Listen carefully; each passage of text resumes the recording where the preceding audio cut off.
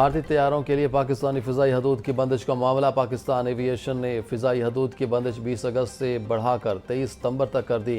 پاکستانی فضائی حدود بھارتی مسافر طیاروں کے لیے 23 ستمبر تک بند رہے گی۔ وزیر اعلیٰ پنجاب مریم نواز کا ٹوکیو میں national police agency head office کا دورہ، مختلف شعبوں کا معائنہ کیا۔ وزیر اعلیٰ پنجاب کو جاپان پولیس سسٹم کے نگران ادارے بارے بریفنگ دی گئی۔ مریم نواز کا جاپان پولیس کی طرز پر انفرا ریڈ اور الٹرا سونک ٹیکنالوجی سے لیس کرنے کا فیصلہ۔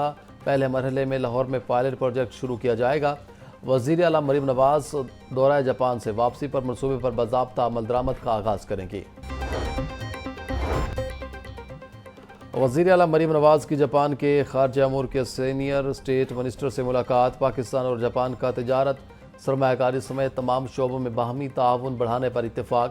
وزیر اعلیٰ مریم نواز بولیں، جاپان معاشی، ٹیکنالوجیکل اور معاشرتی ترقی کا گہوارہ بن چکا ہے۔ جاپان کی ترقی کے ماڈل کو پنجاب میں لاگو کرنا چاہتے ہیں۔ مایا جی ٹاکوما کا پاکستان میں سیلاب سے ہونے والے جانی نقصانات پر افسوس اور ہمدردی کا اظہار۔ امیر جماعت اسلامی حافظ مہروان کہتے ہیں ملک میں 44% عوام خط غربت سے نیچے زندگی گزار رہے ہیں۔ 26ویں ترمیم جمہوریت پر شب خون ہے۔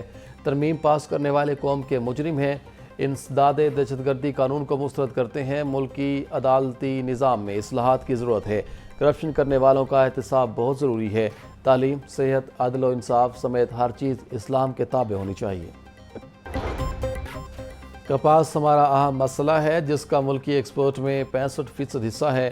اس سال ہماری پیداوار -13.49% رہی۔ چینی پر 90 اور چاول پر 11% کم ایکسپورٹ ہوئی۔ گندم میں ہمیں 2200 ارب کا نقصان ہوا۔ کسانوں کے لیے سبسڈی کا اعلان صرف سیاسی نعرہ ہے۔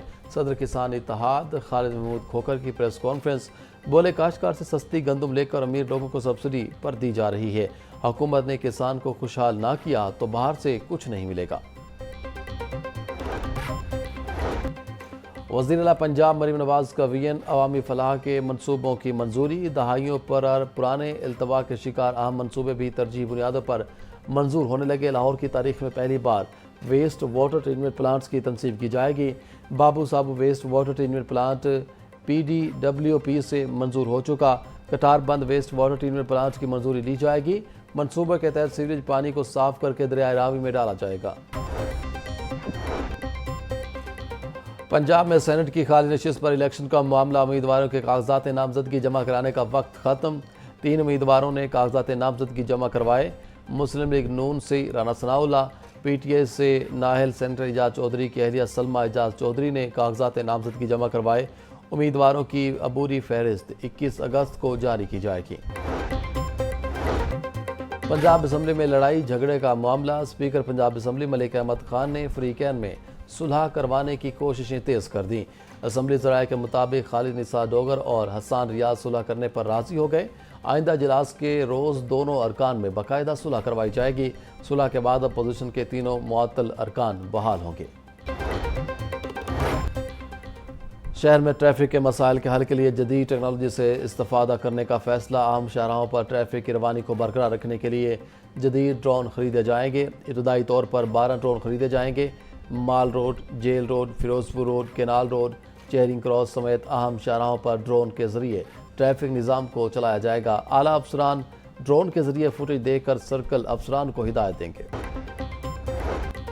پنجاب ریونیو اتھارٹی پر عدم اعتماد، ورکرز ویلفیئر فنڈ نے کنٹریبیوشن جمع کرنے کی ذمہ داری سوشل سیکیورٹی کو دے دی۔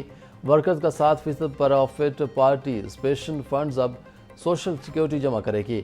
WWF کے ساتھ 5 لاکھ سے زائد ورکرز رجسٹرڈ ہیں۔ پنجاب اسمبلی سے ترمیم کے بعد قانون نافذ کر دیا گیا۔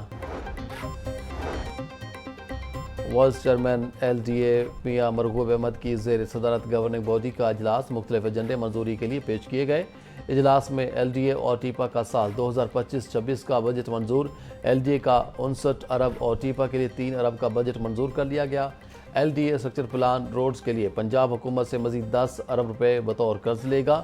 اسٹرکچر پلان روڈز کی تعمیر پر مجموعی طور پر 20 ارب خرچ کرے گا۔ Chairman planning and development board doctor Naeem Rauf کی زیر صدارت صوبائی ترقیاتی ورکنگ پارٹی کا اجلاس 1 ارب 30 کروڑ روپے کے فنڈز منظور کیے گئے۔ الائٹ ہسپتال اور بی بی ایچ راولپنڈی کے لیے 2 MRI مشینوں کی خرید کے لیے 90 کروڑ کے فنڈز کی منظوری دی گئی۔ عوام اور طلباء کے لیے ای لائبریریز کے قیام کے لیے بھی 40 کروڑ روپے کے فنڈ منظور۔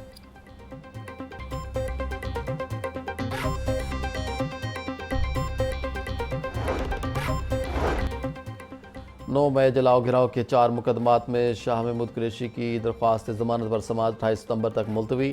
انسداد دہشت گردی عدالت نے آئندہ سماعت پر مقدمات کا ریکارڈ اور وکلا کو دلائل کے لیے طلب کر لیا۔ ATC کے جج منظر علی گل نے ضمانت بعد از گرفتاری پر سماعت کی۔ شاہ محمود قریشی کی جانب سے رانا مدثر عمر ایڈوکیٹ پیش ہوئے۔ CSTD کے نان سٹاپ مبینہ مقابلوں کا سلسلہ جاری۔ شفیق آباد اور بادامی باغ میں مبینہ مقابلوں میں 2 ملزمان ہلاک۔ اکرم پارک میں مشکوک موٹر سائیکل سواروں کو رکنے کا اشارہ کیا۔ کراس فائرنگ میں ملزم عمران مارا گیا، 2 فرار ہو گئے۔ بادامی باغ سبزی منڈی پل کے قریب بھی موٹر سائیکل سوار ملزم مارا گیا۔ ملزم کی شناخت اجاز کے نام سے ہوئی۔ لاشوں کو پوسٹ مارٹم کے لیے مردہ خانے بھجوا دیا گیا۔ صوبائی دارالحکومت میں خاتون سمیت 2 افراد کی خودکشی۔ مانگا منڈی واڑہ گاؤں میں سلمان نامی شخص نے بیوی سے جھگڑا کر زہریلی گولیاں کھا لیں۔ خودکشی کرنے والے شخص کو بے ہوشی کی حالت میں ہسپتال لے جایا گیا مگر وہ جان پر نہ ہو سکا۔ نواب ٹاؤن میں بھی ضیاء نامی خاتون نے گریلو چاقی پر زہریلی گولیاں کھا لیں۔ پولیس نے دونوں لاشوں کو پوسٹ مارٹم کے لیے مردہ خانے منتقل کر دیا۔ مونسون بارشوں کے باعث دریاؤں کے پانی میں اضافہ۔ دریا سندھ میں چشمہ اور تونسا بیراج پر درمیانے تربیلا، کالا باغ اور سکھر بیراج پر نچلے درجے کا سیلاب۔ دریا ساتلج میں گنڈا سنگھ والا اور بید سلیمان کی مقامات پر نچلے درجے کا سیلاب۔ نالا 1 پلکھو اور بسڑ پر نچلے درجے کا سیلاب۔ PDMA کے مطابق تربیلا ڈیم 99% اور منگلا ڈیم 74% بھر چکا ہے۔ DG عرفان علی کاٹھے کی دریاؤں کے پارٹ پر رہنے والوں کو محفوظ مقام پر منتقل ہونے کی ہدایت۔